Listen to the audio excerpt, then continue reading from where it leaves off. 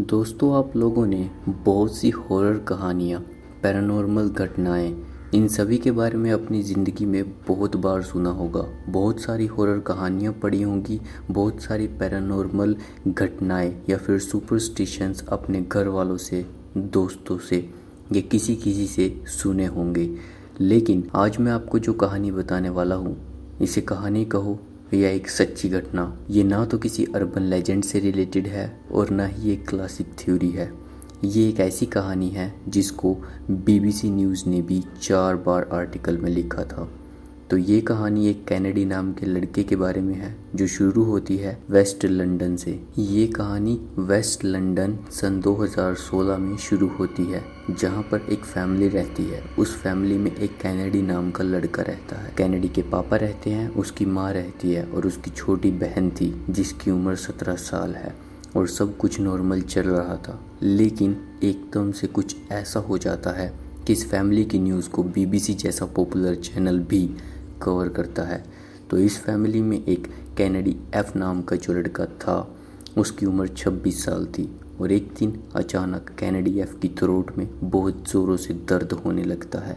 ये सब देखकर उसके परिवार वाले कि इसे कोई नॉर्मल डिजीज़ हो गई होगी, इसने कुछ गलत खा लिया होगा, ये सोचकर छोड़ देते हैं। लेकिन जब कैनेडी ज़ोर ज़ोर से चिल्लाने लगता है तो उसके घर वाले डर जाते हैं। उसके पापा उसके पास जाने की कोशिश करते हैं तो उनको कुछ ऐसा सुनने को मिलता है जो उनकी रातों की नींद उड़ा देता है। कैनेडी कहता है कि अगर मेरे पास ज़रा भी कोई आया तो मैं अपना लिंग काट लूँगा, जिसे सुनकर उसके घर वाले डर जाते हैं और कैनेडी अपने आप को एक रूम के अंदर लॉक कर लेता है। कैनेडी के पापा समझ जाते हैं कि ये एक इविल थिंग का काम है और वो प्रीस्ट को बुलाते हैं, जिसे हम हिंदी में पादरी बोलते हैं या फादर बोलते हैं, जो कि चर्च में रहते हैं। और उसके लिए बहुत प्रे करते हैं, लेकिन उसकी बॉडी पर कोई असर नहीं होता। उल्टा उसकी हालत और भी ज़्यादा क्रिटिकल कंडीशन में बदल जाती है। तब उसी रात अचानक कैनेडी बहुत ज़ोर ज़ोर से चिल्लाने लगता है, जिससे उसके पड़ोसी परेशान हो जाते हैं और उन्हें नहीं पता कि इनके घर में क्या हो रहा है।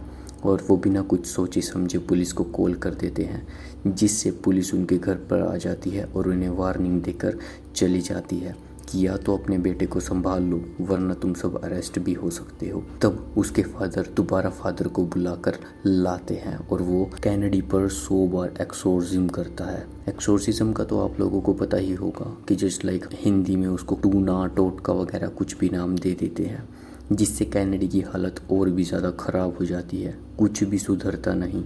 कुछ लोग इस चीज़ को कैनेडी का साइकोपैथ होना भी कहते थे, तो कुछ इसे इविल थिंग का नाम देते थे। लेकिन इसी दौरान BBC न्यूज़ भी इस मामले पर कई आर्टिकल लिख चुका था। 100 बार एक्सोर्सिज्म करने के बाद भी जब कैनेडी ने खाना पीना छोड़ दिया और उसकी क्रिटिकल हालत बढ़ती ही चली गई और इतने बुरी बुरी हरकतें वो करने लग गया कि उसके घर वालों को उसे जानबूझकर एक रूम में लॉक करना पड़ता था। एक बार उसने क्या किया कि उसने अपने पापा का गला दबाने की कोशिश करी, जिससे मजबूरन ना चाहते हुए भी कैनेडी के पापा उसको बेड से बांध देते हैं।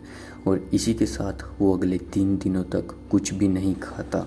तो चौथे दिन 10:17 पर जब कैनेडी की मोम रूम में आती है तो वो कुछ ऐसा देखती है कि वो चिल्लाकर बेहोश हो जाती है।